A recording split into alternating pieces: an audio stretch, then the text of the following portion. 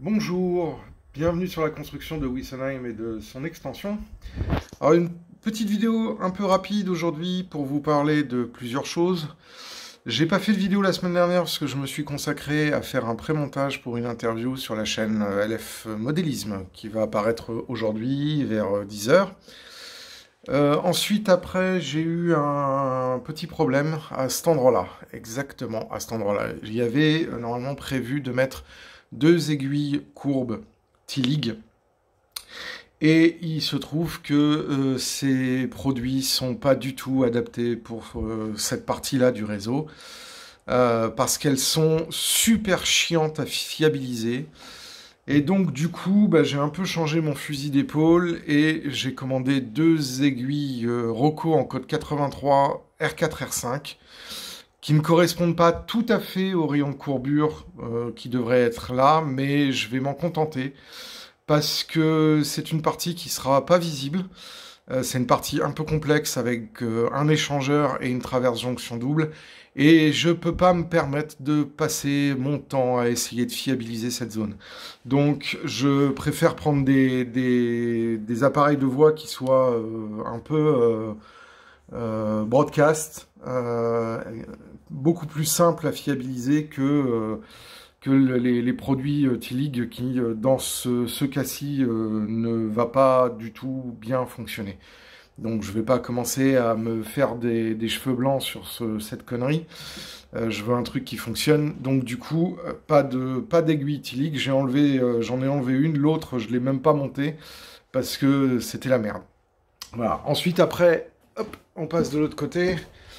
Il y a eu un peu de travail aussi qui a été fait sur la première partie du bâtiment du BV de la gare de Wessenheim, ainsi qu'un début de mise en place de la peinture qu'on peut voir ici, avec la fixation de la première voie.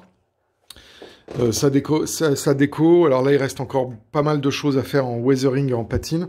Au-dessus ici je vais mettre du sable, et je vais mettre à intervalles réguliers, environ tous les 15 cm, ces jolis petits poteaux d'éclairage, je sais pas si on les voit bien là, voilà. Ces jolis petits poteaux d'éclairage, un peu art déco, qui vont donc être sur le quai ici, ici et ici, je crois que je vais en mettre 3 ou 4, qui vont donc éclairer le quai du réseau secondaire, donc la voie numéro 6 sur Wessenheim.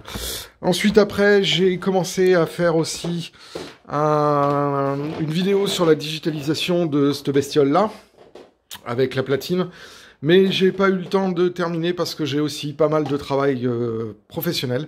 Donc du coup, ce n'est pas terminé. Ensuite, après, dans les diverses choses qui ont pu être faites, on a fini de poser les voies sur la transit lane.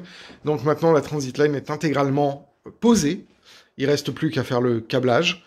Et du coup, je commence à faire un petit peu mon calendrier et ma to-do list. Donc si vous voulez voir ma to-do list, voilà, j'ai actuellement tout ça à faire avant de pouvoir continuer dessus la partie supérieure. Alors, par contre, ce que je vais faire aussi, c'est que je vais finir de ferrer les 2 voies ici et m'arrêter à peu près à ce niveau-là.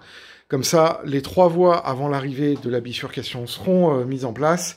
Ça, je pense que je vais faire aussi, ça fait partie de la to-do list.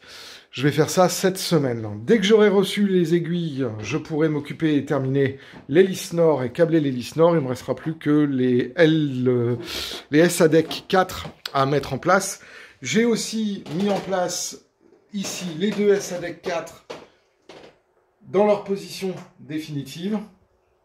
Et donc maintenant, il y a la joyeuseté de câbler tout ça. J'attends des répartiteurs qui devraient arriver. Merci Jouza. J'attends des répartiteurs qui devraient arriver dans les jours qui viennent pour terminer le câblage. D'ici là, je vous souhaite à toutes et à tous une très bonne journée. Et je vous dis à très bientôt pour d'autres vidéos. Et puis n'hésitez pas à regarder l'interview sur LF Modélisme. Bonne semaine!